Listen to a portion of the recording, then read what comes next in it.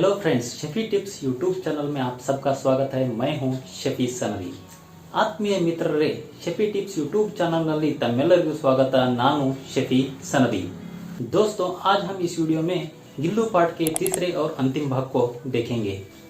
ಮಿತ್ರರೇ, ಇವತ್ತಿನ ಈ ವಿಡಿಯೋದಲ್ಲಿ ನಾವು ಗಿಲ್ಲು ಪಾಠದ ಮೂರನೇ ಹಾಗೂ ಕೊನೆಯ ಭಾಗವನ್ನು ನಾವು ಇವತ್ತು ನೋಡೋಣ। उससे पहले चैनल को सब्सक्राइब नहीं किया है तो चैनल को सब्सक्राइब कर ले और पास वाले बेल आइकन पर क्लिक करके ऑल बेल आइकन पर भी क्लिक कर दीजिए, जिससे मेरी हर नई वीडियो का नोटिफिकेशन आपके पास बहुत जल्द पहुंच सके। ಅದಕ್ಕಿಂತ ಮುಂಚೆ ಈ ಚಾನಲ್ ಅನ್ನು ಸಬ್ಸ್ಕ್ರೈಬ್ ಮಾಡಿಲ್ಲ ಅಂತಂದ್ರೆ ಚಾನಲ್ ಅನ್ನು ಸಬ್ಸ್ಕ್ರೈಬ್ ಮಾಡಿ, ಪಕ್ಕದಲ್ಲಿ ಇರತಕ್ಕಂತ ಬೆಲ್ ಐಕಾನ್ ಮೇಲೆ ಕ್ಲಿಕ್ ಮಾಡಿ, ಮತ್ತೆ ಆಲ್ ಅಂತಕ್ಕಂತ ಗಂಟೆ ಮೇಲೆ ಕ್ಲಿಕ್ ಮಾಡಿ ನನ್ನ ಮುಂಬರುವ ಎಲ್ಲಾ ಹೊಸ ವಿಡಿಯೋಗಳ ನೋಟಿಫಿಕೇಶನ್ಗಳನ್ನು ಬಹುಬೇಗ ಪಡೆದುಕೊಳ್ಳಿ। ಪಾಠದ ಎರಡನೇ ಭಾಗದ ಪುನರಾವರ್ತನೆಯೊಂದಿಗೆ ಮೂರನೇ ಭಾಗದ ಕಡೆಗೆ ಸಾಗೋಣ। पाठ के तीसरे भाग की ओर जाने से पहले दूसरे भाग का कुछ पुनरावर्तन कर लेंगे। महादेवी वर्मा जी का ध्यान आकर्षित करने के लिए गिल्लू उनके पैर तक आकर सर से उनके ऊपर से पर्दे पर चढ़ जाता और उसी तेजी से उतरता जब तक महादेवी वर्मा उसे पकड़ने के लिए न उठती। ಮಹಾದೇವಿ ವರ್ಮಾ ಅವರ ಧ್ಯಾನವನ್ನು ಆಕರ್ಷಣೆ ಮಾಡುವ ದೃಷ್ಟಿಯಿಂದ ಗಿಲ್ಲು ಅವರು ಕಾಲುಗಳ ಹತ್ತಿರ ಬಂದು ಸರ್ರನೆ ತಲೆ ಮೇಲಿಂದ ಪರ್ದೆ ಮೇಲೆ ವೇಗವಾಗಿ ಇಳಿಯುವ ಒಂದು ಕ್ರಮ ಮಾಡ್ತಾ ಇತ್ತು। ಎಲ್ಲಿಯವರೆಗೆ ಮಹಾದೇವಿ ವರ್ಮಾ ಅದನ್ನು ಹಿಡಿಯಲಿಕ್ಕೆ ಬರುವವರೆಗೆ ಈ ಒಂದು ಕ್ರಮ गिल्लू ಮಾಡ್ತಾ ಇತ್ತು। कभी महादेवी वर्मा उस गिल्लू को एक लंबे लिफाफे में इस प्रकार बंद कर देती कि उसके दो अगले पंजे और सिर के अतिरिक्त सारा लघुगात उस लिफाफे के भीतर बंद रहता। ಒಮ್ಮೊಮ್ಮೆ ಮಹಾದೇವಿ ವರ್ಮಾ ಅವರು ಆ ಗಿಲ್ಲುವನ್ನು ಹಿಡಿದು ಒಂದು ಉದ್ದನೆಯ ಲಕೋಟೆಯಲ್ಲಿ ಈ ರೀತಿ ಬಂಧಿತ ಮಾಡಿಬಿಡುತ್ತಿದ್ದರು। ಯಾವ ರೀತಿ ಅಂತಂತಂದರೆ ಮುಂದಿನ ಎರಡು ಕೈಗಳು ಮತ್ತು ತಲೆಯ ಭಾಗ ಹೊರತುಪಡಿಸಿ ಎಲ್ಲ ಭಾಗವು ಆ ಪಾಕೆಟಿನ ಒಳಗೆ ಇರುವ ಹಾಗೆ ಆ ಗಿಲ್ಲುವನ್ನು ಬಂಧಿತ ಮಾಡುತ್ತಿದ್ದರು। इस अद्भुत स्थिति में बैठकर महादेवी वर्मा का कार्यकलाप वह गिल्लू घंटों तक देखता रहता था। ಈ ಒಂದು ಅದ್ಭುತ ಸ್ಥಿತಿಯಲ್ಲಿ ಕುಳಿತುಕೊಂಡು ಗಿಲ್ಲು ಮಹಾದೇವಿ ವರ್ಮಾ ಅವರು ಮಾಡ್ತಿರ್ತಕ್ಕಂಥ ಕಾರ್ಯಚಟುವಟಿಕೆಗಳನ್ನು ನೋಡುತ್ತಾ ಇರ್ತಿತ್ತು। भूख लगने पर गिल्लू चिक चिक करके सूचना देने के बाद महादेवी वर्मा जी उसे खाने के लिए कुछ बिस्कुट या काजू देती थी।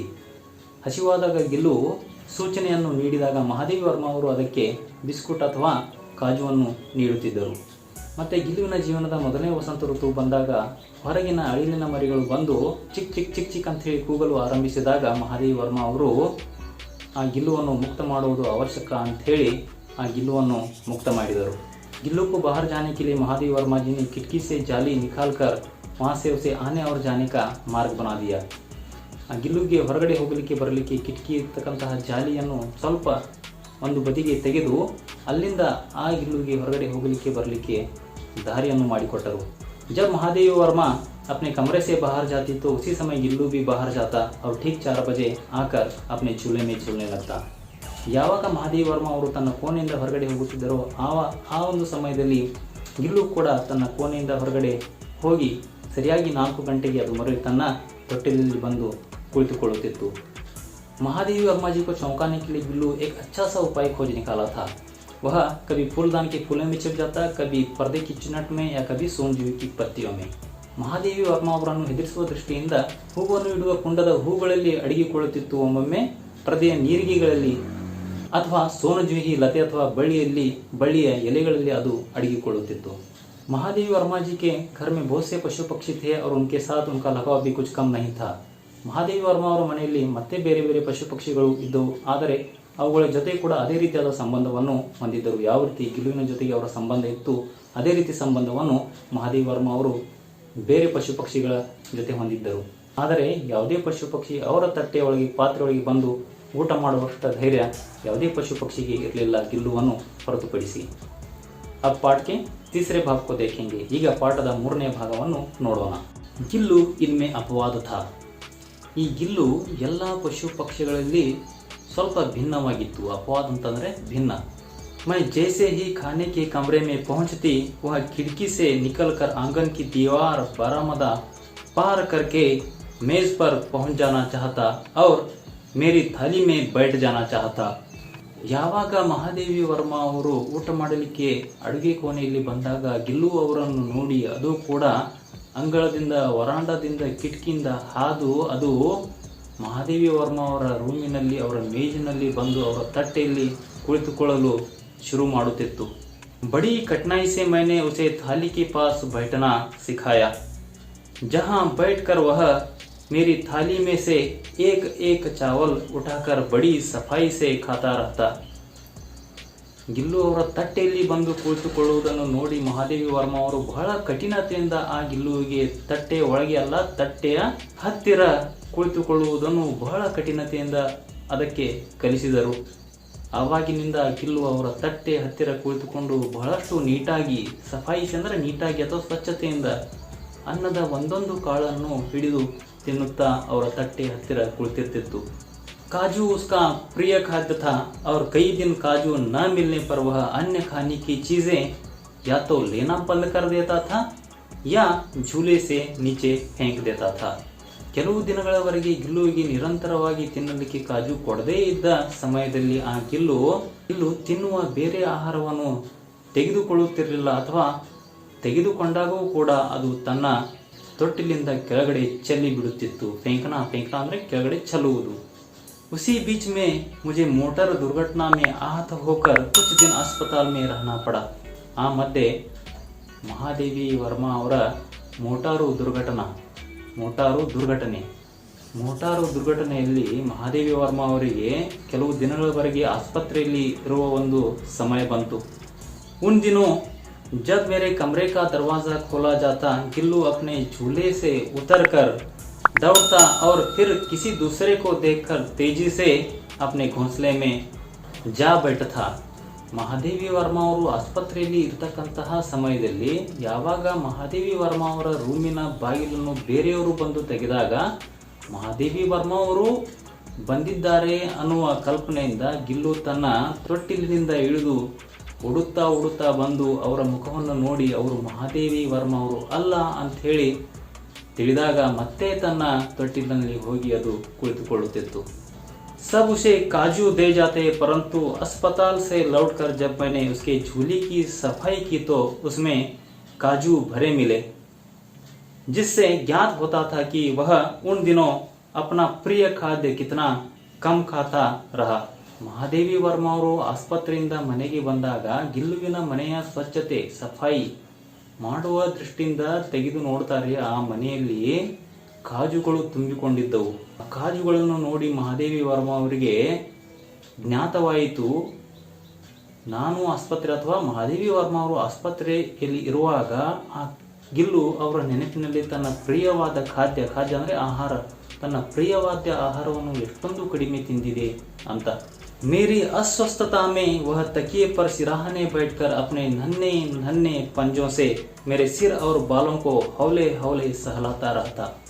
ಮಹಾದೇವಿ ವರ್ಮ ಅವರು ಅನಾರೋಗ್ಯ ಸ್ಥಿತಿಯಲ್ಲಿ ಇದ್ದಾಗ ಆಸ್ಪತ್ರೆಯಲ್ಲಿ ಬಂದು ವಿಶ್ರಾಂತಿ ಪಡೆಯುವ ಒಂದು ಸಮಯದಲ್ಲಿ ಆ ಗಿಲ್ಲು ಅವರ ತಲೆದಿಂಬಿನ ಹತ್ತಿರ ಬಂದು ಸಿರಹನ ಅಂತಂತಂದ್ರೆ ತಲೆದಿಂಬಿನ ಹತ್ತಿರ ಬಂದು ಅವರ ತಲೆ ಮೇಲೆ ತನ್ನ ಚಿಕ್ಕ ಕೈಗಳಿಂದ, ನನ್ನೆ ಪಂಜೆ ಅಂದ್ರೆ ಚಿಕ್ಕ ಕೈಗಳಿಂದ ಅದು ಅವರ ತಲೆ ಮೇಲೆ ಇರ್ತಕ್ಕಂಥ ಕೂದಲುಗಳ ಮೇಲೆ ಹಗುರವಾಗಿ ಕೈಯನ್ನು ಆಡಿಸುತ್ತಾ ಅವರ ಹತ್ತಿರ ಕುಳಿತುಕೊಳ್ಳುತ್ತಿತ್ತು.